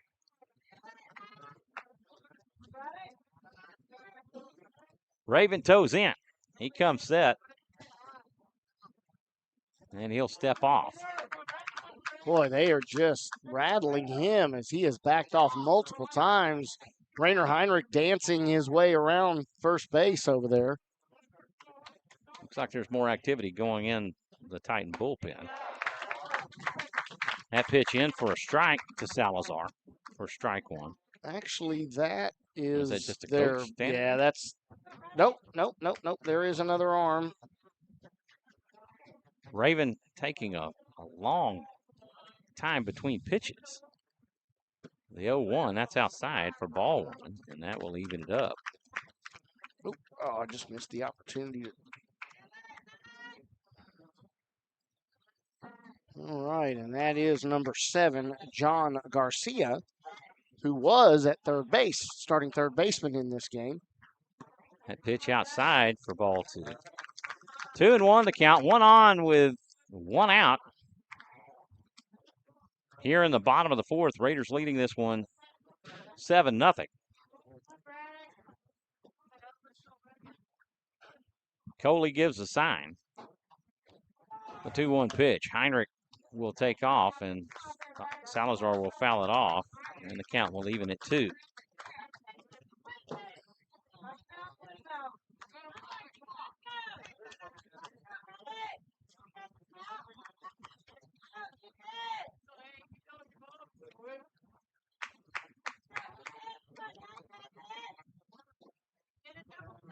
Raven toes in. The 2-2 pitch to Salazar. This is hit back up the middle. This could be a double play. There's 1 and 2. Yeah, great play. And actually made the call from one of the folks in the stands, and that's like, turn the double play, I heard right before that swing from Oscar Salazar. So we did have a 6-4-4-3 on the double play. And in a roundabout way, they go in order in the 4th. No runs on no hits. Bottom of the 4th.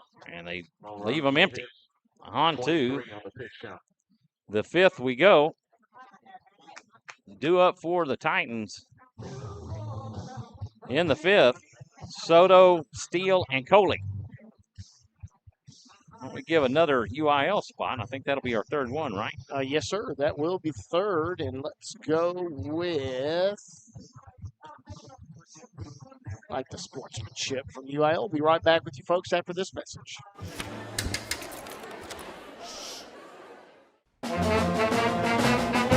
Hey, conductor, how about something new? You played this last year. Come on, get your head out of your sacks. Shh, we're trying to hear. Well, I'm sick and tired of hearing your kid play the wrong notes. Where's my kid solo? At least you can see your kid. Why is my kid stuck way in the back? The conductor only plays his favorite. My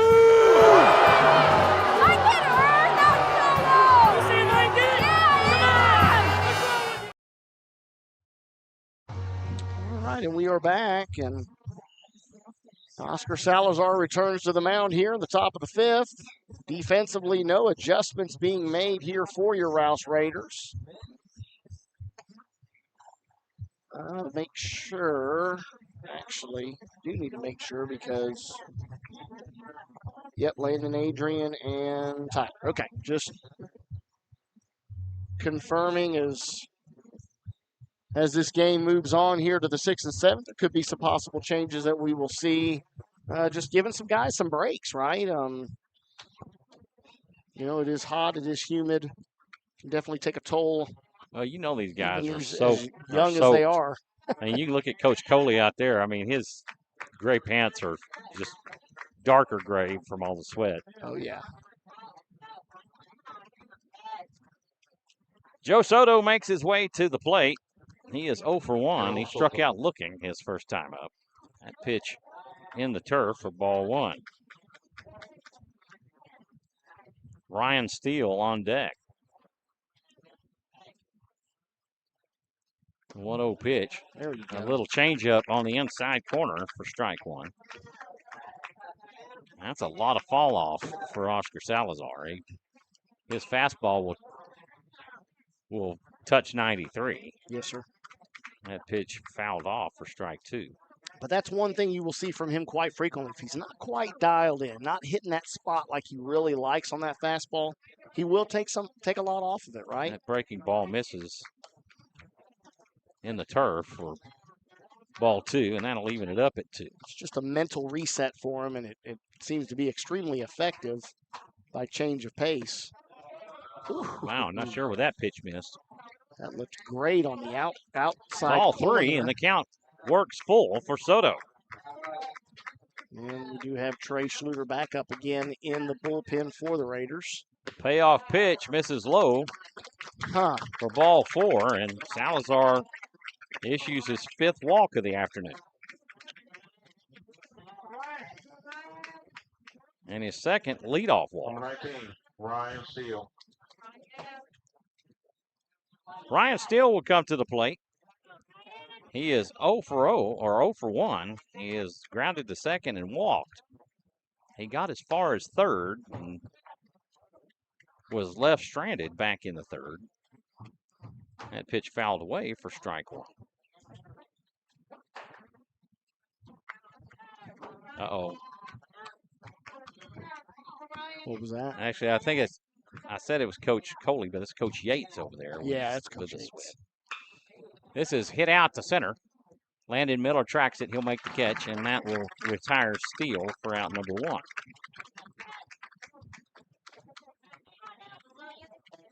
A good solid connection there from Steele, but right at Landon Miller.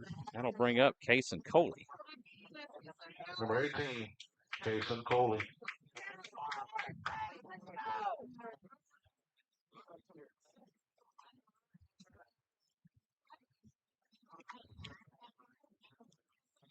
Coley will take for strike one, and Coley is 0 for 1 with a walk and a strikeout.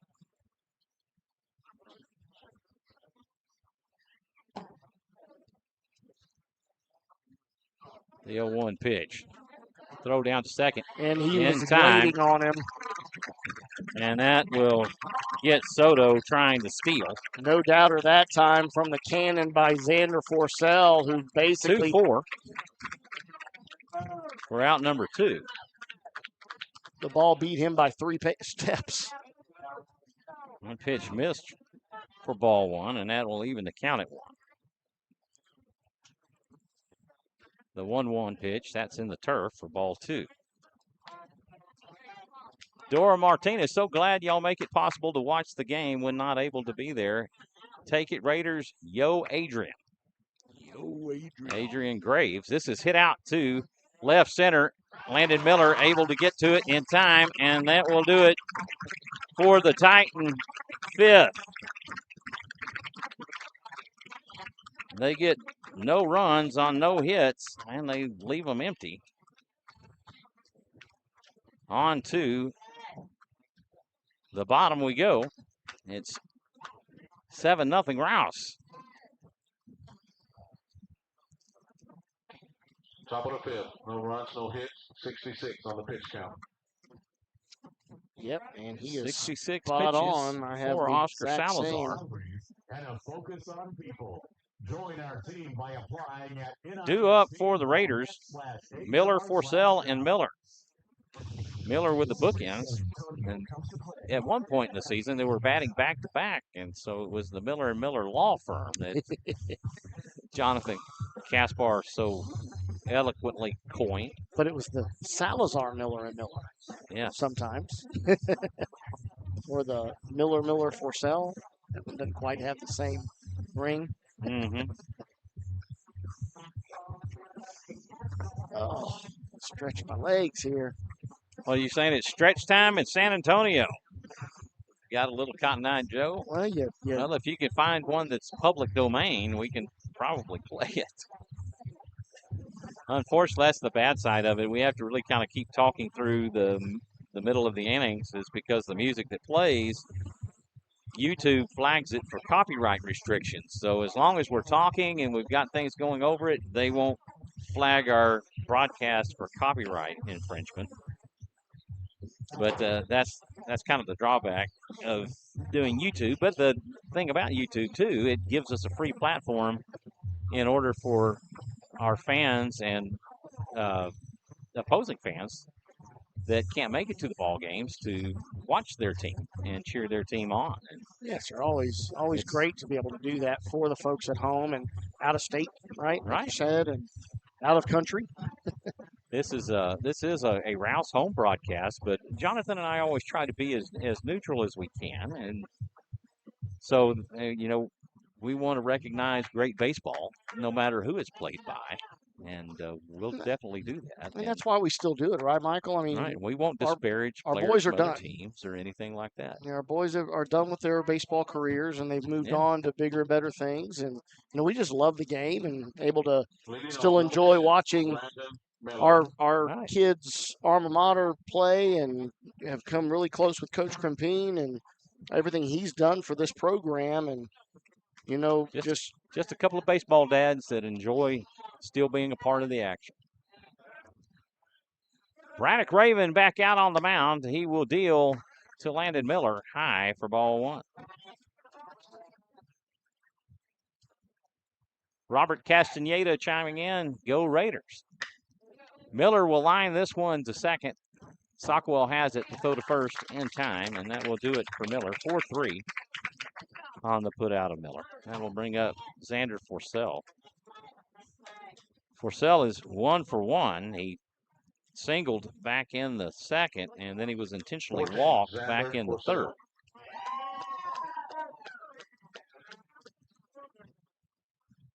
And then his courtesy runner, Dawson Snow, was gunned down. Not gunned down. It was the fielding was a fielder's choice. That pitch outside for ball 1, and fielded by Alvarado, who just stepped on the bag.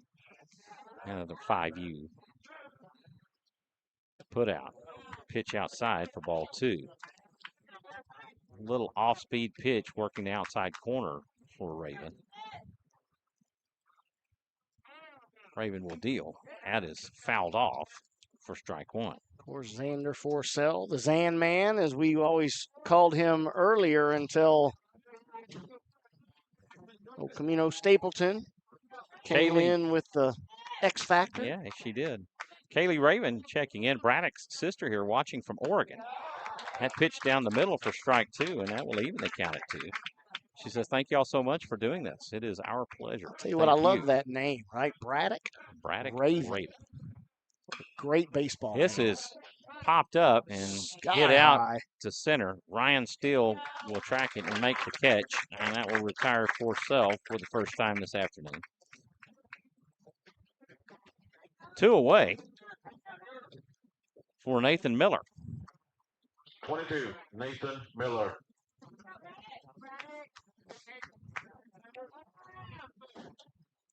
Of course, Nathan Miller's bat has come alive here lately here through district play, and he's hit Miller a little lifts flare. this one to right, and that'll drop in a little Texas leaguer for a base hit. And there's other ways for the bat to stay hot, folks, not just hitting the cover off of it. As that was anything but that, but very effective. Andrew Sanchez Number 11. is Andrew 0 for 1. He is struck out and hit into a fielder's choice. Dawson Snow makes his way back in to run for Nathan Miller. Pinch run for Nathan Miller. Not courtesy running, where he was courtesy running for Xander Forcell. Yes. Now he is actually pinch running, and so that will do it for Mr. Snow after first baseman 4. This inning. Dawson Snell. As a substitute, once they're removed from the game, they can't re-enter. A starter can re-enter any number of times. Sanchez will take for ball 1.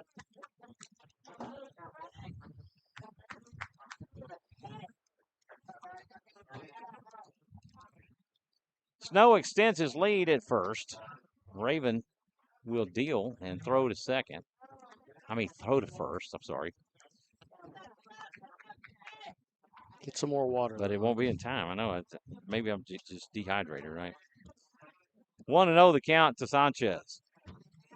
Raven comes set. He'll come home with it. This will be hit back up the middle. That's in and out of the glove by Raven, but he stays with it, and he'll lob to first. And that will retire Sanchez. 1-3 on the putout of Sanchez to end the Raider 5th. They get no runs on 1 hit. They leave 1.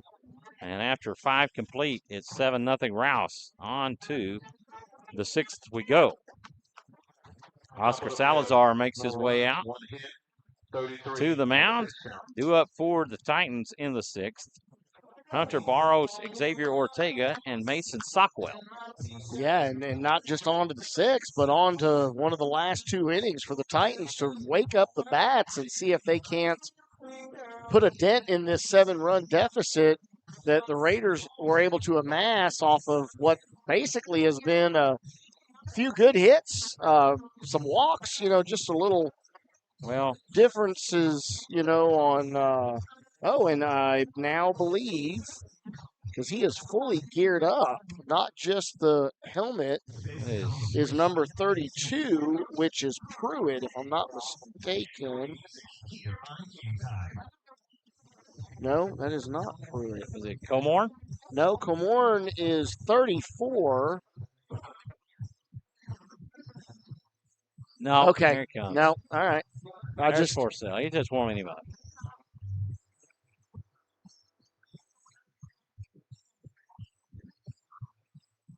Forcell has had a stellar season behind the plate.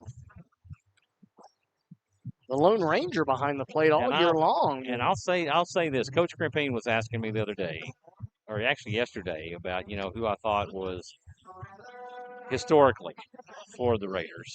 Who were your top 10 pitchers, position players, and stuff like that. And with this year for Xander Forcell, I would have to put him in that top 5 of Raider catchers. Yeah.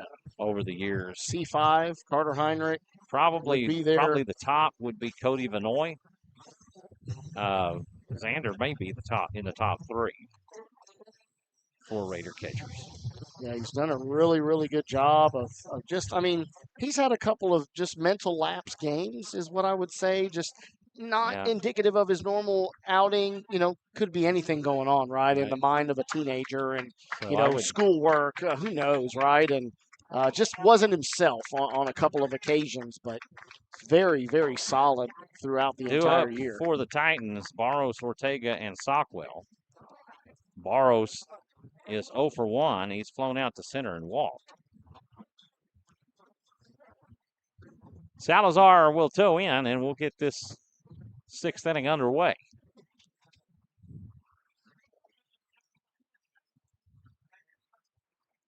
The first pitch to Barros gets the inside corner for strike 1.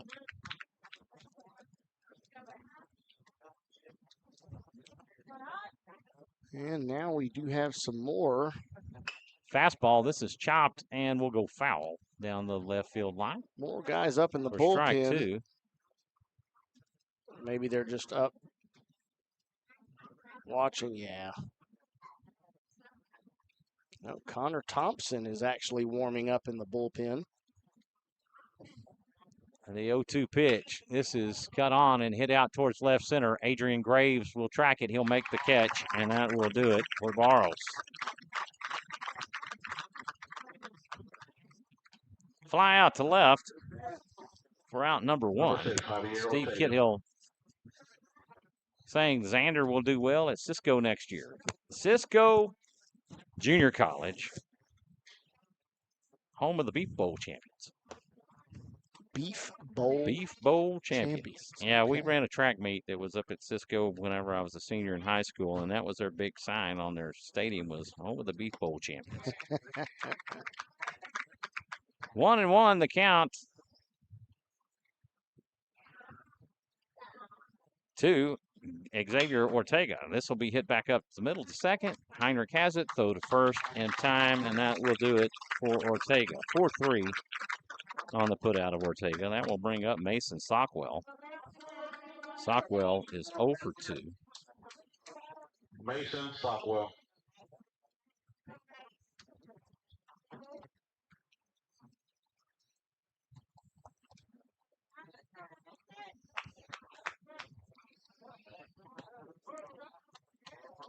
Fans still doing their best to cheer on their players here for the Titans. And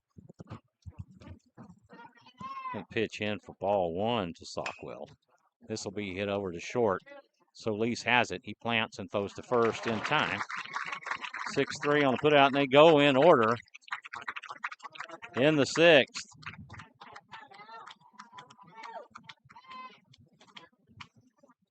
After 5.5, it's 7-0 Rouse.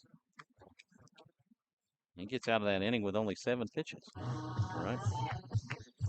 That very likely would be the case. Let's see here. He was 66 going in and currently sitting at, let me make sure it updates 100%, 7 pitches, 73 total. 74, sorry. Sometimes it delays on getting the count in. So 8 pitches. 8 pitches. For a total of 74, and knowing that we have seen Trey Schluter up multiple times, I would think that we may see a 7th inning Trey Schluter sighting. Due up for the Raiders, Mason Gonzalez, Jacob Solis, and Rainer Heinrich. Again, would love to see Trey make his way back to the mound. We did see that earlier in the year. He did have a few innings of work and just was an absolute gem last year. Don't miss the final UIL state event of the year, the 2024 State Baseball Tournament, taking place Wednesday, June 5th through Saturday, June 8th. These games will be played at the Dale Diamond in Round Rock, with Conference 4A games taking place at the historic Disch-Falk Field at the University of Texas at Austin campus. For schedule, spectator, and ticket information, please visit uiltexas.org. That is uiltexas.org/baseball.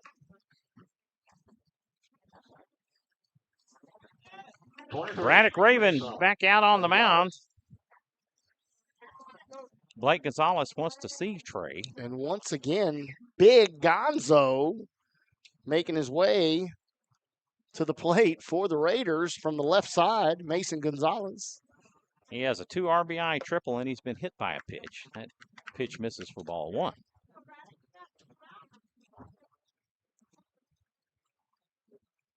The 1-0 pitch from Raven, that's high and outside for ball 2.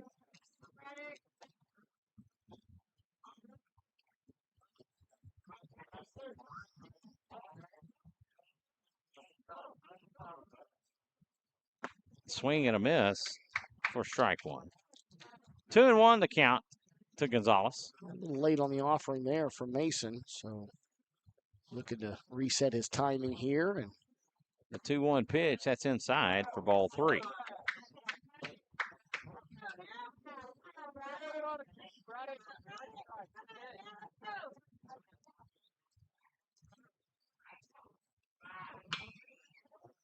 Tees off on Gonzalez that will one. hit this one out to right center. Steele will track it and make the catch, and that will do it for Gonzalez. That'll bring up Jacob Solis. All the scoring in this contest happened Number 7, Jacob Solis. back in the third inning.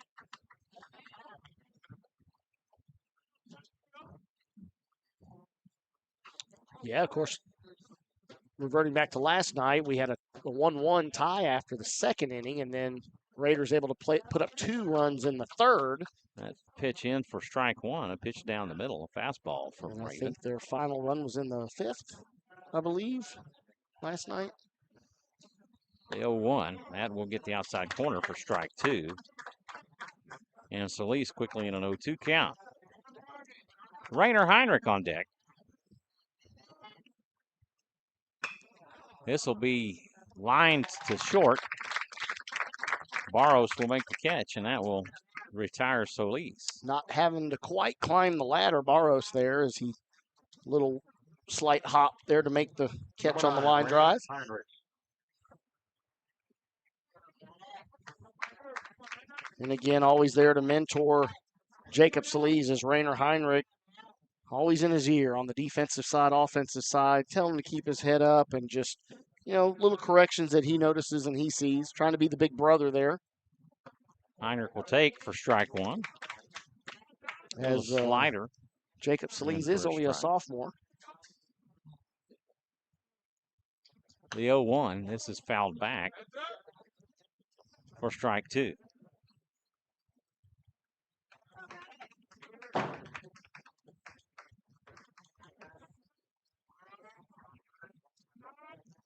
Tyler Espinoza on deck. That pitch down and away for ball one.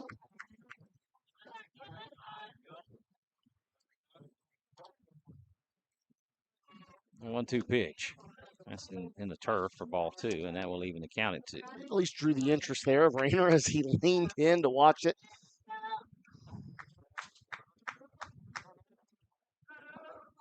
Fastball down and away for ball three, and Heinrich works it back full.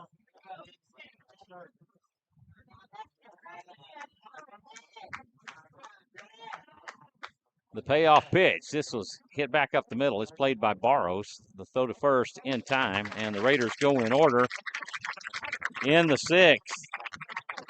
6-3 on the put out of Heinrich. No runs on no hits. They leave no one on, and after 6 complete, it is 7-0 Rouse.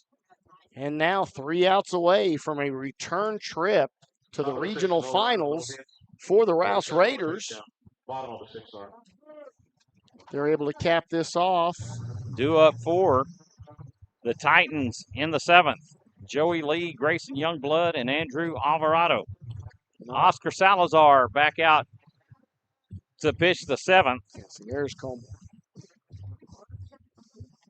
coming in to warm Oscar up. And again, as I was going to say, is if we were able to finish this game off for the Raiders, that will be the 3rd time in 4 years that have found the Raiders making their way to the regional finals. 2021, where they did move on and advance against Gregory Portland in the win, and that was Oscar Salazar's coming out party in that series at Northeast Sports Complex. He made first team All-State as a freshman, and he came in Game 2 to go head-to-head with Malachi Lott. Portland's Malachi Lott, who was a U of H commit lefty throwing low 90s. Just an awesome guy, and it was a tight game the entire way through, like a 2-1 win or something to that effect. I don't remember the exact score, but I know it was very low scoring, a great pitcher's duel that saw Raiders come out victorious, and then last year advancing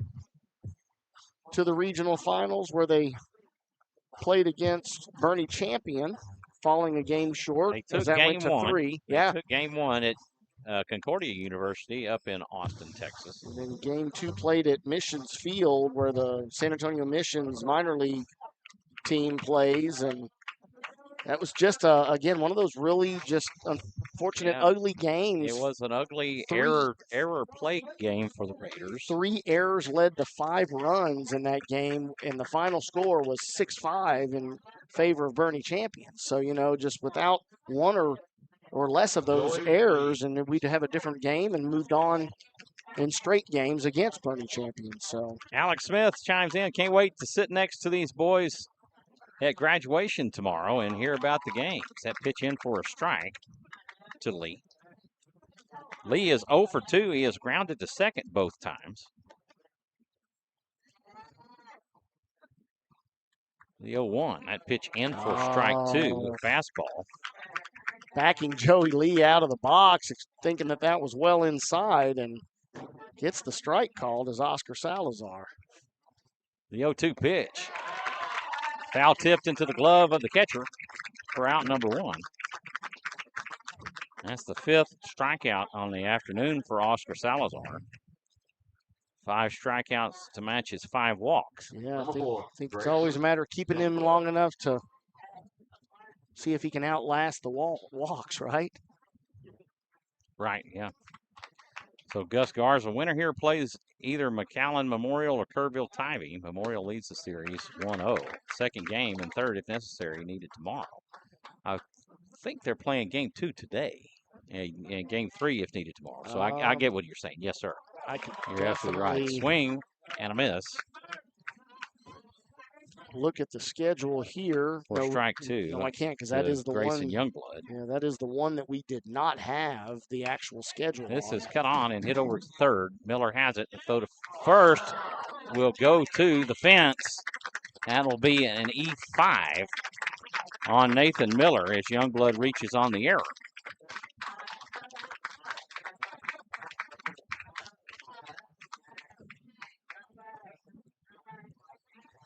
That will bring up Andrew Alvarado. Actually, this is a pinch hitter for Alvarado, number 10. Number 10 is going to be Lucas Rodriguez. Number 10, Lucas Rodriguez. And of course, Nathan Miller doing what you would expect any third baseman. If he's able to cut the ball off shy of the shortstop as he did there, it gives him the best angle, and his movement is taking him to first to make the best potential throw. That one just rushed, I think, a little bit and got away from him. First throw he's actually had in quite a while. Oscar's 100th career strikeout. That pitch misses for ball 1 to Rodriguez. Alex says Nathan will also hear about that throw tomorrow. Fastball on the inside corner for strike 1, and that'll even the count up.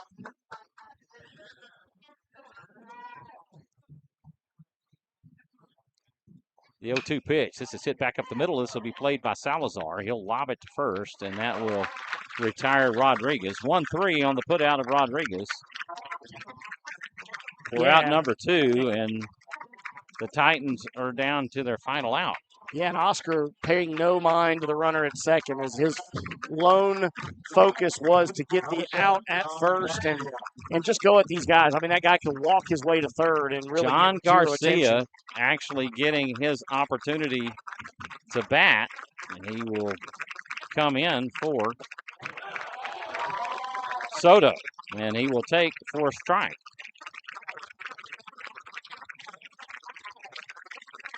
Nothing in 1, the count to Garcia. Fastball, this is hit back up the middle. It'll be played by Rainer Heinrich. The throw to first in time, and that will do it. Your Raiders are the regional semifinal champion, and they will advance to the regional final as they take game 2, 7-0 over the Victoria East Titans. And a big tip of the cap to the Titans. I see Snoop Daniel over there. He's doing a little filming for VAR Austin as he highlights the Austin area athletes. Raiders doing what they needed to do, and 0. taking this game to Monica Strait. Great run, Titans. Way to make Victoria proud. And, 85 total a big pitches shout out to completed. these teams. When they make it to this level, We thank everyone for attending tonight's you make it to the ball. fourth round, Congratulations you've to done Victoria something, on and a you've successful played some season. great baseball. Good You're luck to facing Leander some of the Rouse as they best move on to teams the next in the round of the state. playoffs. This was the Sweet 16 round, and the Yes, Raiders will sir. advance to the Elite We Eight ask that all parents and next parents week, and they wait the please winner speak up of when the this McAllen program Memorial offside. Kerrville Tybee Series.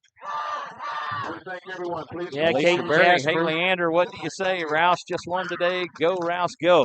Yes, and the chance of Coaches, please whose don't forget to house sign your At pitch Rouse count. House. amongst the spectators here during the game. And Caden Kasper chiming in to me, let's go, baby. Yeah. Tim, my neighbor Tim, chiming in. Fantastic job, Raiders. Colby May, great win, Rouse. So, and all the runs scored in that third inning, it's just where the wheels fell off, Jonathan, for Joey Lee. As he hit the first two batters, he walked the third batter to load the bases, and Tyler Espinoza comes up and hits a single to score the first run. And then Oscar Salazar comes up and hits a 2 RBI double. Yes, sir. And then, they brought in Braddock Raven to sort of calm the storm. And, he came in and did his job, right? Came in, did very well, and a little bit of different pace of pitcher, for the Titans. But the damage was done at that point and, just seemed a bit deflated offensively, knowing that they were going against a seven-run deficit, and Oscar Salazar really just on his game there late in this game. So Oscar Salazar gets the complete game shutout, as he only allowed, and I'm going to let Jonathan go over all those numbers for you, but I want to give a tip of the cap to the Victoria East Titans and their fans and all of you that have watched here online. Thank you for joining us. Thank you for allowing us to spend time with you in this broadcast and watching your team as they were vying for an opportunity to make it to the next level. Again, I'm very appreciative of the banter, right? Oh, yeah. Nice, clean. That's what we always love to see. As many people as often as possible to chime in on the chat line. Keep it clean, keep it respectful. Again, that's what it's all about. It's all about these boys and their climb, in the state tournament, seeing if they can go as far as possible. For the seniors, their last opportunity, a tip to the hat to them.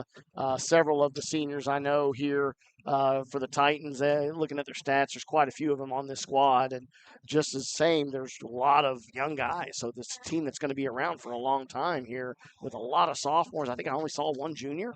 A lot of sophomores, several freshmen, that have made this varsity squad here for the playoffs. Veronica Arnold, you guys are awesome as always. Thank you both. Well, thank you, Veronica, for those very kind words.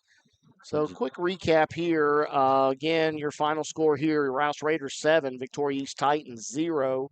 That does allow the Raiders to move on to the regional finals where they await the winner of the McAllen game and Kerrville Tybee. Oscar Salazar does go a complete game, gets the W, 7 innings, allowing just one hit, no earned runs in the shutout, 5 strikeouts, mirrored to the 5 walks. 85 total pitches is all it required of him, 50 of those for strikes, so very good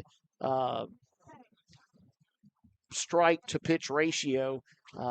Offensively, 20 batters is all was required here for your Rouse team, getting 5 hits. With that, they had 5 walks against them and only 3 strikeouts. So mirrored 5 walks on both sides. The difference being all of those were spread out by Oscar Salazar and not all spread out by the Titans and Joey Lee. The 22 batters coming to the plate for the Titans. Granted, they get the extra inning there, 7th inning not required for the Raiders as they got the shutout. And again, 1 hit with the 5 walks and 5 strikeouts. So well, with that being said, I do have to take you to task because we're being told here that was Oscar's 100th strikeout of the season, and you did not call that. He had actually hit it earlier. Oh, did he hit it earlier? I had him at earlier than 100 strikeouts. That came in all from right. his Well, pops. I know we've talked about Gavin getting his. Cedar Park. Cedar Park. Gavin got his, and Oscar was got me. Oscar did get his, but it was well earlier. Oh, yes. was it? But yes, Okay. he did. All right. He's well over, and he does match. Okay, well, then I take that back. I'm not taking you to task. All right, but anyway, your Rouse Raiders are your Region 4 semifinal champion, and Oscar Salazar goes the distance on the mound with a 7-0 shutout. And so we'll find out the details about next week as soon as we can, and we'll get those links out to y'all. It may be an audio-only broadcast. We'll try to see what we can do to get the opportunity to actually live stream the broadcast so that you will not have to pay behind a paywall. The worst case scenario, we may be forced to do that. But at any rate, I'm Michael Francis. He's Jonathan Kaspar. We want to thank you for tuning in and watching Rouse Raider Baseball on SHN Sports. Good afternoon or good evening, everybody. Yes, good evening. Have a great Memorial Day weekend. Stay safe.